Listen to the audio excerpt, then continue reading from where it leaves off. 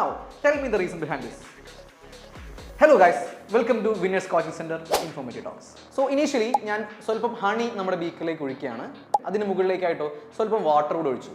And അവസാനത്തെ ലെയറിനായിട്ട് ഞാൻ സ്വല്പം ഡീസൽ കൂടി ഒഴിച്ചു.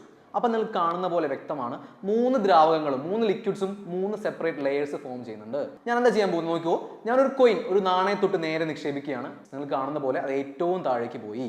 തൊട്ടടുത്തായിട്ട് ഞാനൊരു മുന്തിരി ഒരു ഗ്രേപ്പ് കൂടി ഇടുകയാണ്. നോക്കിക്കോളൂ. യെസ്, രണ്ടാമത്തെ ലെയറിൽ വന്ന് വീണു അല്ലേ. ഞാനൊരു അടപ്പൻ അല്ലെങ്കിൽ മൂടി എന്ത് ചെയ്തു, അതും കൂടി നിക്ഷേപിച്ചു. എന്താ സംഭവിക്കുന്നത്, ഒന്നാമത്തെ ലെയറിന്റെ അവസാനത്തിൽ വന്നു. ആൻഡ് ഫൈനലി ഒരു എന്താ പറയുക, ഒരു സ്പോഞ്ച് കഷ്ണം കൂടി ഇടുന്നുണ്ട്, ഏറ്റവും മുകളിലായിട്ട് നിൽക്കുന്നുണ്ട്. എന്താണ് ഇതിന്റെ റീസൺ, വൈ? ഈ ഒരു പ്രതിഭാസത്തിന്റെ പേരാണ് ഡെൻസിറ്റി ടവർ. അതായത് സാന്ദ്രത, ഡെൻസിറ്റി ഏറ്റവും കൂടിയ ഒബ്ജക്ട്സുകൾ ലിക്വിഡ്സ് ആണെങ്കിലും ഒബ്ജക്ട്സ് ആണെങ്കിലും ഏറ്റവും താഴേക്ക് പോകുന്നു. ക്രമേണ ഏറ്റവും കുറഞ്ഞു വരുന്ന ക്രമത്തിൽ എന്ത് ചെയ്യുന്നു, അത് ലെയേഴ്സ് ആയിട്ട് ഫോം ചെയ്യുന്നു. അതാണ് ഇവിടെ സംഭവിച്ചത്. So this is it.